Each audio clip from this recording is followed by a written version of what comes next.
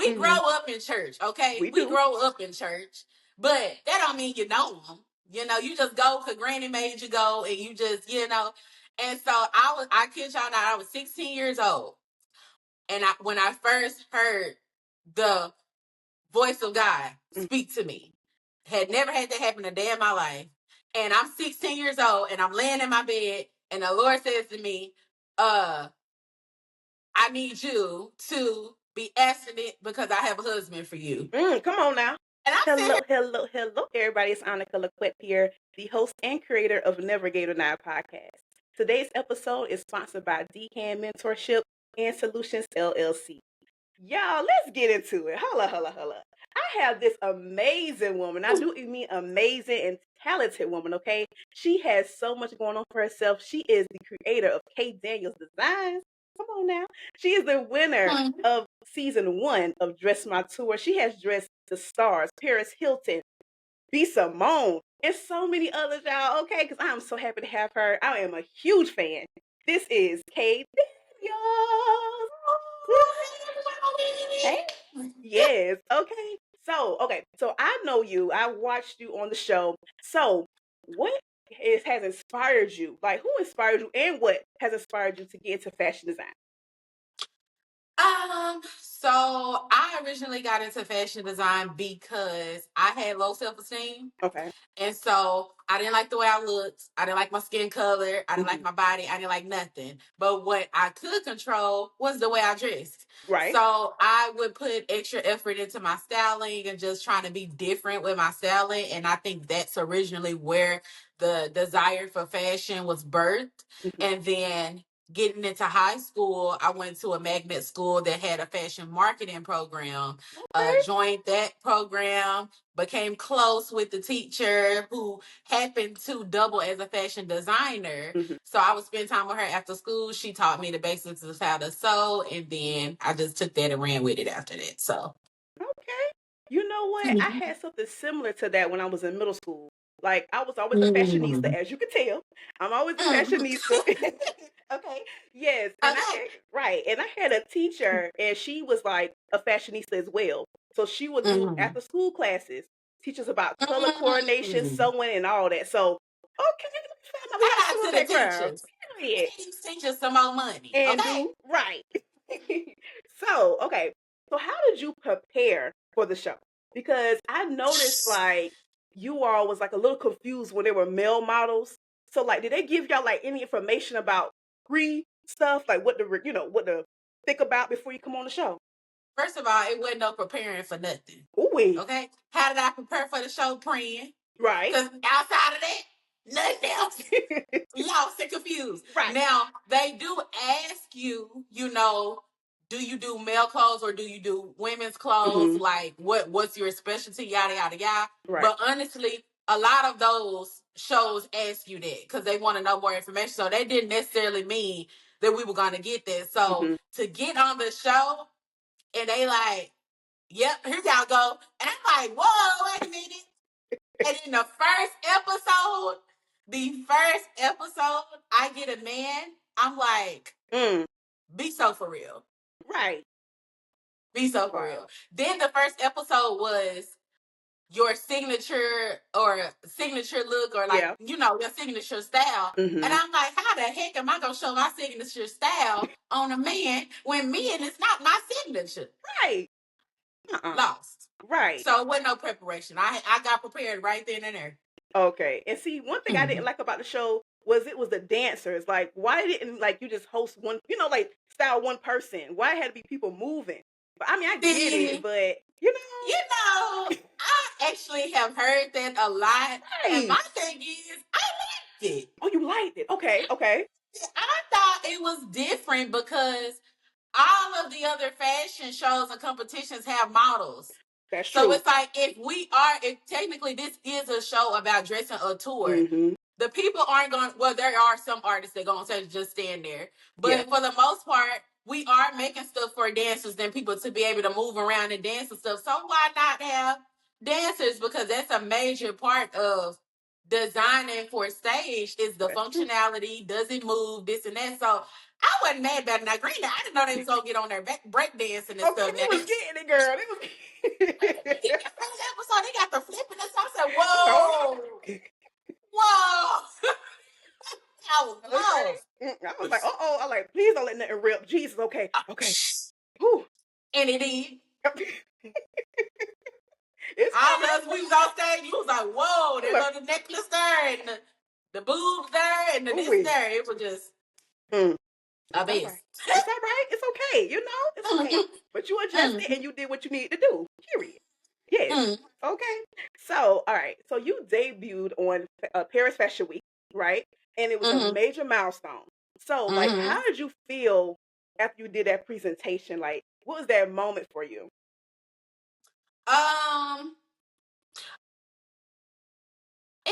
It just honestly it felt right at home.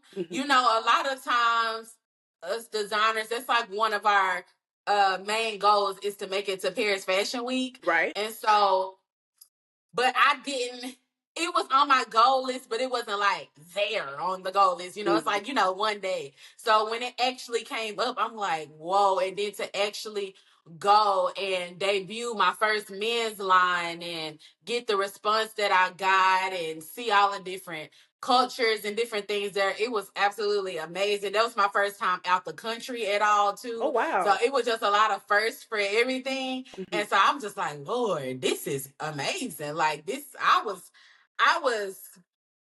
speechless, honestly, and I was ready to do it again. I'm like, okay, what country is next? Right. Come on, What we doing countries. next? Yes. Right. Okay, come on. I love that for you. I'm so happy for you. I'm trying to say, like, Thank I'm you. starstruck right now. I'm like, Girl! yeah, I'm like, oh my gosh, she's my favorite on the show. Oh my gosh. Girl, but I had to calm down and be professional, you know?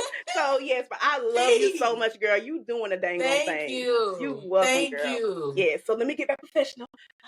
Okay. All right. So, all right. So, okay, you briefly talked about on the show, like maybe a few seconds into your introduction, that you were almost paralyzed and you couldn't walk for years. So, tell us like about that story a little bit if you can, and also how did you get yourself motivated to get back up and say, you know what, I'm not gonna let this stop me from achieving my dreams. So I was a cheerleader. Okay. I was a cheerleader from age 5 all the way up until my 9th grade year in high school. My 9th grade year of high school, the first day of practice, my body completely gave out on me. Wow. And so I had been hurting since 8th grade. But you know, black mothers, baby, take you a Tylenol, you all right. Yeah. Okay. Right. So 9th grade, after that first practice is when it really got real. We was like, okay, something is going on, you know. So it was a long battle for years after that of basically the doctors trying to find out what was going on. My spine, I started having issues with my spine. My discs in my spine were messing up, and this is at a young age. Our doctors were telling me my spine looked like what they've seen in 60 and 70 and 80-year-old wow. Okay. women. Yeah. And I was 15, 16, 17. Yeah. So it was a journey from there. And I had to at one point end up learning how to re-walk and stuff like that. It was just so it would be a lot of days I couldn't get off the couch at all. I basically was couch ridden. I had to leave school my senior year of high school and do school from home because I couldn't sit through classes. It was a big mess. I started having seizures. It was bad. It was bad. And eventually, once I became adult age, I was able to get to some good doctors, some good specialists that were able to pinpoint at least a little bit of the problem. I had to have 2 surgeries. And the second surgery is when the doctor told us that had I failed one more time, I'd be paralyzed completely. Right. Because literally everything was bone to bone. He said my nerves had turned different colors and everything. Like it was really bad. Yeah. So after that, I just learned how to maintain and just keep going. But honestly, that me dealing with my health was probably one of the biggest blessings for me because number one, it helped me navigate through friendships. I was by myself. It was just me and God. That's actually what grew my faith, was that I really didn't have friends during that time. And it was just me and God.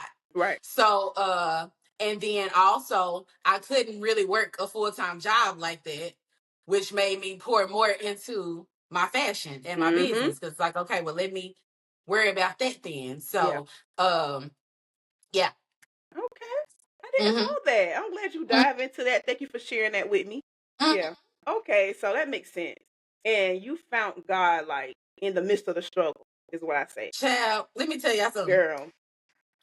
Now, y'all know, we especially, we grow up in church, okay? We grow up in church, but that don't mean you know them. You just go because granny made you go and you just, And so I kid y'all not, I was 16 years old. And when I first heard the voice of God speak to me, had never had that happen a day in my life. And I'm 16 years old and I'm laying in my bed and the Lord says to me, I need you to be abstinent because I have a husband for you. Come on now. And I'm sitting here like, come on now. At 16, mind you, at 16. So I'm like, who is that? And what he talking about?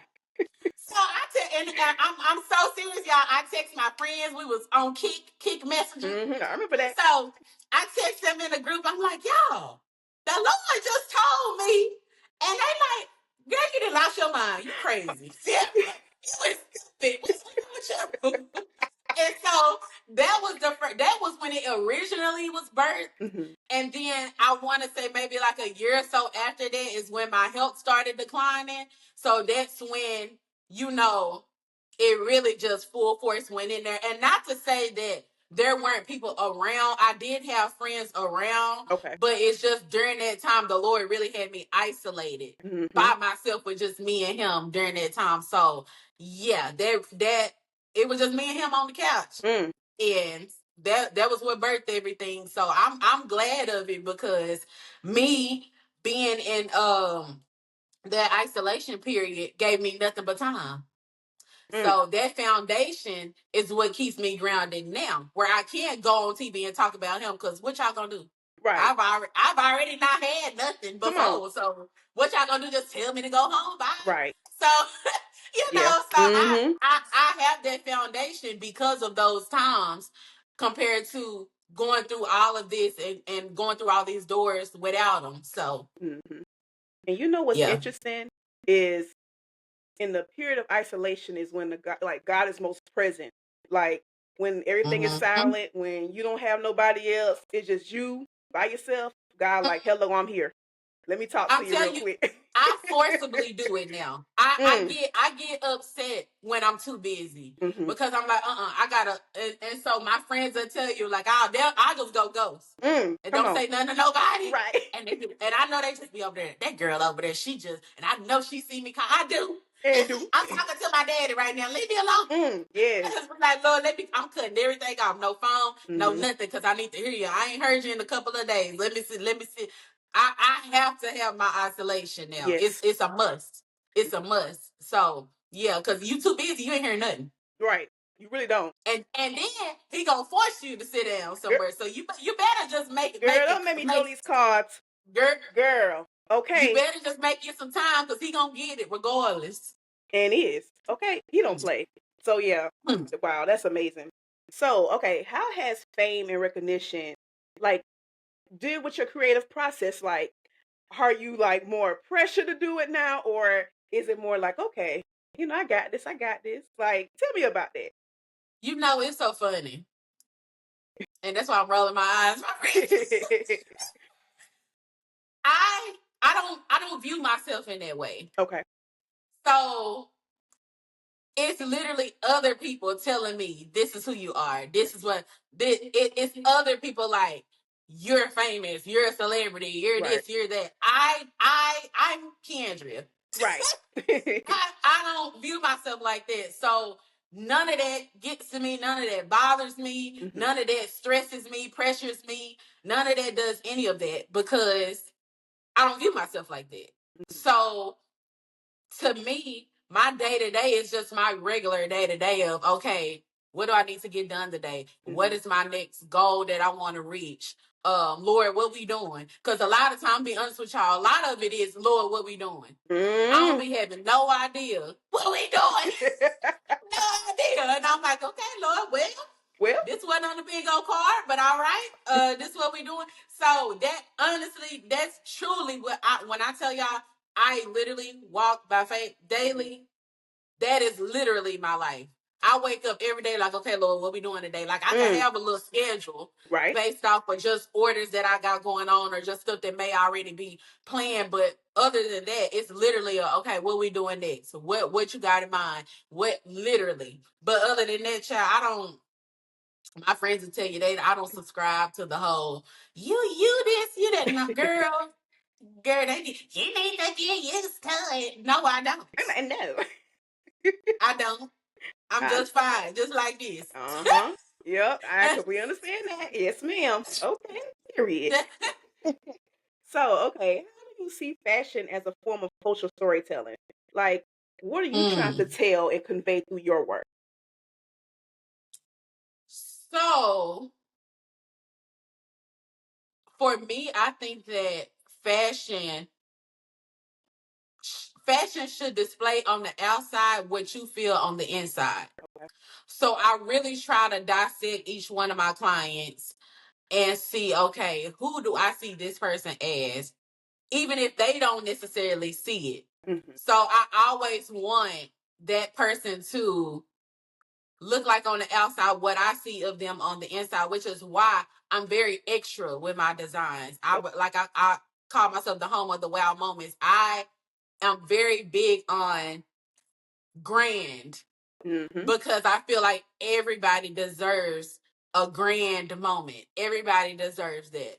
So yeah, I think that it's more so taking each individual person, each individual attitude, and transforming it for each individual client while adding myself into the mix, because I feel like no matter who I dress, for the most part, people can see it and say, I wonder did Kay make that? Because literally, I would get that all the time. Even if it's something I didn't make, people would send me stuff and be like, hey, did you make this? I'm like, girl, this was me. And they like, oh, girl, I thought that was your stuff. So I think that it's more about adding myself into combining the collision of me and you together. And what would this look like if I put me and you together? And yeah, so I like to have fun with it. I don't like boring. Yeah. I don't like parameters, even though, obviously we're working with a lot of celebrities and stuff. There are parameters, which I hate. But I like having fun. If I can't have fun with it, it just feels like work. And I don't want that. So yeah, I get exactly what you're saying. Yeah. Especially a lot of celebrities want things to be like, I want this, I want that, I want that. Yeah. They be stressing me. I don't want no arms. I don't want this. I need corset. I need this. I don't wanna. And I'm like, what do you want to do? Oh my God. The list of the do's, okay? Right. All I do is don't. Okay. And then I bet you have seen this before, have experienced this. Like you do everything they want, and then they be like, I don't like that. Do they ever like? Baby, let me tell y'all something.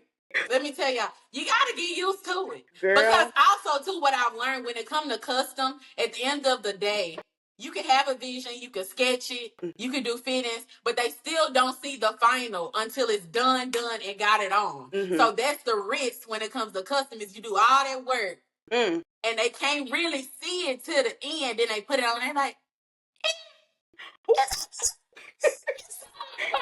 no, you did. Like, this is with Kay. Now I love me some Kay Michelle. I do. She know I love her.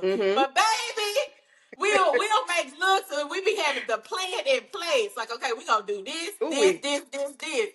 And then we do a fit and we put it on, and she like, Kay, no friend, can we do well, what if we do this? Or what if we do this? And I'm like, Lord. But we get it together eventually. Good. But yes, that and it ain't just with celebrities too. It's with my dated their clients too. They be like, well, I know I said that I wanted this, but now that I look at it, what if we do this? Then don't let it be something that I told them from the beginning anyway. I told you, Girl. told you, don't do that. And you said do it. Now I do it, and you like, you know what? You was right.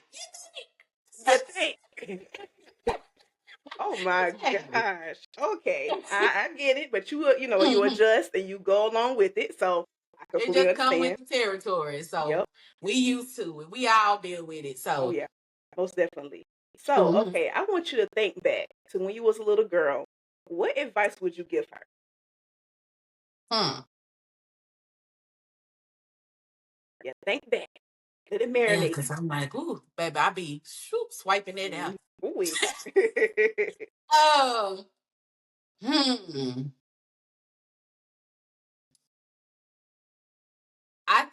I think the biggest thing that I would keep in my head is that it gets better. Mhm. Because I feel like when you're in the moment of things, you can't see the other side. And I feel like if I could just let her know at each one of those seasons and moments that, hey, it's going to get better. It's about to get better. Keep going. It's about to get better. Keep going. And it's okay. It's okay to focus on you. Mm. Because I feel like growing up, and even more recently, these are lessons that I had to learn, but I'm very big on other people. Ooh, come I on. put myself at the back, and it's about what can I do for you, what can I do for you. And then obviously, as we know, that's most times not reciprocated. Yeah. And so at the end of the day, of you giving, you're depleted, and then nothing is being poured back into you. Come on. And part of my low self-esteem, low confidence, depression, insecurities, and all of those things came from me pouring too much, came from me caring too much about what other people said about me and to me, what other people did to me, and Mhm. things like that, instead of really truly seeing who I really am and standing on who I really am, what I really want. And the biggest things that I have in my life right now is because I made a decision that this is what I want. So this is what I'm gonna go for. Because Right. if I listen to other people, I wouldn't even be doing what I'm doing right now. Because Mm. nobody wanted me to do this. So this was not a paid job. This was Yeah. not a I was a straight A student in school. I was the scholar that was supposed to go to college, Mm. graduate, be a doctor, be a lawyer, be the so when I come up talking about some want to be a fashion designer, they like, girl, you didn't lost your mind. Like Right. what? We didn't Mhm. see that. We didn't see that with people that look like me. Mhm. So nobody wanted me to do that. I had to stand on what I said because when this is all said and done, this was my life to live. Yeah. So I don't want to be 80 like, dang, I wonder what would have happened Mm. if I would have actually, you know? Yeah. Mm. So I think that's definitely what I would say. Would I listen? Probably not. Ooh. But that's what I would say. Girl, I completely understand that. I really do. Like my grandma was very big before she passed. She was very big on never say I should have did this. She always say you need to do this now or don't bring it up ever again. And my mama, she I, trickled that down to me and say never say you shoulda, coulda, woulda. I'm Mm-mm. Let me tell you, somebody made a joke the other day. They talking about, well, Kendra, one thing about Kendra, when she says she want to do something, she get on it immediately. I said, because I know me, if I don't do it right now, Hmm. it's going to get pushed back and it ain't going to never get done. I'm going to be a year from now like, dang, I don't remember I wanted to do. No. Mm. If a thought come in my head, I'm like, okay, I'm finna do this tomorrow Hmm. because it ain't going to get done if I don't. Right. So, Exactly. mm-hmm, Okay. I understand that. All right. So you said on your social media that success mm-hmm, is not enough. And mm-hmm. where do you see yourself, or like what do you do in those moments where you feel like I'm not enough?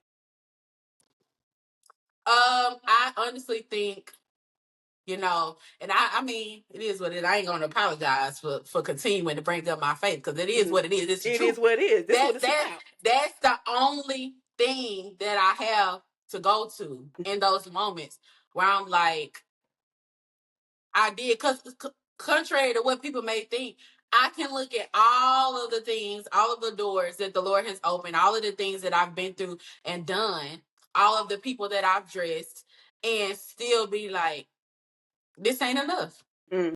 What's next? Yeah. Nobody cares no more. What's next? And so I have to go back to God, and I have to be like, okay, God, what are you saying? Are you done with this? What are you saying right now about what I need to do?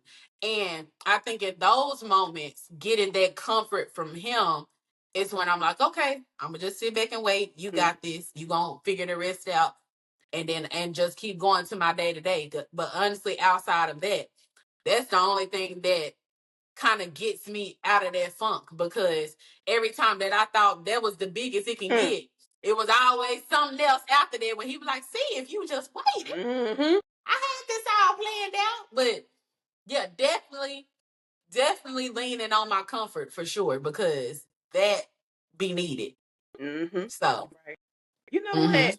I'm telling you, I think God has sent you here for me, because everything that you're saying, I be talking to God about. Like, it's a confirmation right now. Because I literally come put my through, vision board. Yeah, I put my vision come board through, saying, Raymond Lord, Word. right. I said, Lord, let me, just take everything all in, because I'm so used to like, what's next? What's next? What's next? Going. Right. Okay. And that's what I'm used to. But then God like sat me down. Okay. And he like, enjoy every minute, every second, enjoy the moment. So It's hard to live in the moment in today's time, because it's always about, okay, you did that, cool, we over it now. That was 15 minutes ago. What Right. you gonna do next? And so it makes it hard to really be happy about, I remember back in the day, well, not back in the day, but like when I would do interviews or when I would just talk to people, they would ask me, was I proud of myself? And it was so hard, because I'm like, that seemed like an easy question to y'all, but that is a tough question. Like, and that question alone made me realize that I had not been living in the moment, and that I had not been giving myself credit for what has already been done. Yes, I know the Lord is going to continue doing stuff, but look at what he's already done. Dang, that's crazy. People have never, some people have never done it. People would kill to do some of the stuff that I have done, and I'm just blowing it over like, okay, well, that was the past. What next? And the Lord is like, look at what I have if I don't do anything else, look at what I have already done. And I'm like, dang, you're right. So I should be proud of myself. Yes. Regardless of everything else. Yep. So. Yep. If you ain't proud of yourself, I don't know who else to be proud of you, but I am proud of you. Okay. Yes, I'm proud of you. You welcome, girl. I'm proud of you. Okay. Thank you. Yes. Okay. Okay. So, if you could redefine one standard in fashion industry, what would it be and why? One standard. Collections. Okay. Talk about it. I don't like collections. Okay. And I know that sounds weird to say as a designer, but I do not like doing collections at all. I hate that y'all make us do that. I hate that when I go to a fashion show, it's like, well, this is her spring collection. This is her. No, this is just, I feel like making this today. I feel like making this. This is a green flowing dress.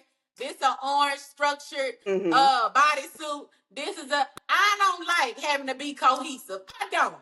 Right. I wanted to make today. This is what I made the other day. This is what I felt like that day. I'm tired of the cohesion stuff. Right. I don't like it. So I feel like, let me put on the runway what I want to put on there, and let it be that. That's that's the name of your collection. Let me do what I want to do, and I'm gonna do it like that. Let me be. Let me be. Let That's me the be next collection. collection. Let me Period. be.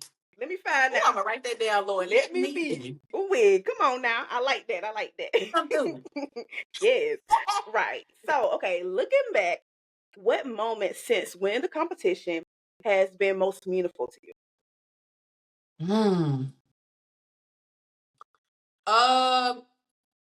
It's not a moment. It's more so moments. But I think for me, the biggest thing is when I have people that have watched the show reach out.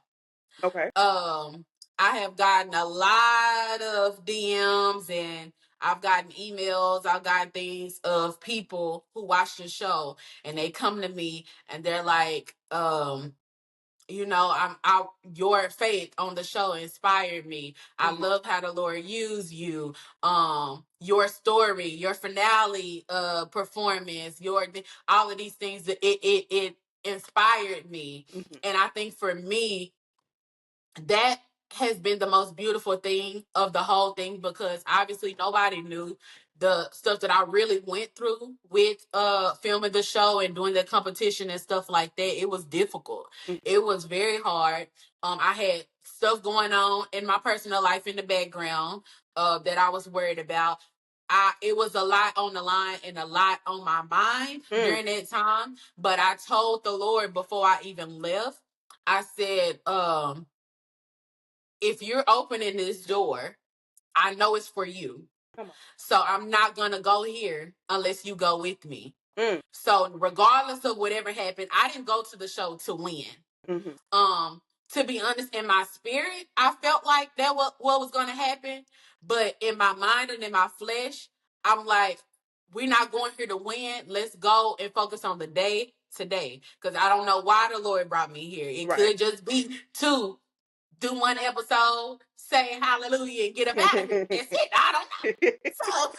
So let me just focus on the day to day. Right. And during doing that and just being me, I had people like even on set, people on set, some of the crew members and all of that coming to me like, dang, like your faith is very inspiring. And so I think that's the biggest thing for me, is that at the end of it all, outside of me, outside of whatever else is going on, God is getting the glory, and these people are being able to see what he truly can do if you put him first and if you allow him to work. Because it's always bigger than me. It's bigger than clothes. It's bigger than TV. It's bigger than all of this stuff. It's about the people's lives that you touch along the way. That's why he gives you gifts, so those giftings can bless somebody else. So I think for me, that's the most beautiful thing out of everything, is the lives that's being touched just through me making clothes. Right. So that's good. I like that. Yeah. The lives being touched. I love that. Yeah. I felt that in my spirit. So, what advice would you give people who are in this fashion industry and want to continue into it, even if they feel like they're kind of nervous about it? My biggest thing is that find your lane and stay in your lane. Okay. Don't worry about what's trendy. Don't worry about what's selling. Don't worry about what the next person is doing that got them successful. Find what you like to do and stick with it. Because it wasn't until I did that I began to actually become successful in what I was doing. When I was worrying about, well, this is what's selling, this is what the people want, this is what, nothing was happening. Right. And it wasn't until I said, you know what, I'm finna start just doing what I want to do. And that's what started getting the leverage. That's what started getting the coverage. That's what started going around. And so, and I realized, dang, this whole time that I was worrying about what everybody else was doing and what was making money, I wasn't focusing on my target market of where I was trying to reach. I'm over here making club clothes and stuff because that's what was trendy. That's what they wanted. But I wanted to be on red carpets. I wanted to be in music videos. I wanted to be on stages. These club clothes ain't gonna get me there. So let me just start. I don't care if I didn't have no client. When I first started making what I wanted to make, I didn't have no clients. I was going up to my workspace and I was just making what I wanted to make with no client. I was calling my best friend up there. Hey, come up here right quick, put this on so I could take a video right quick, a picture right quick. And that's how that started. But yeah, focus on what your target and your goal is, what your lane is, what you like to do. Stay in that. Don't deviate. Stay in that. And then the rest will go the way it needs to go. Because at the end of the day, it's only one you. Yep. So you put your spin on stuff and that's a wrap. Okay, come on. So fashion designers, y'all listen to her now. She tell the truth. She tell the truth. For real.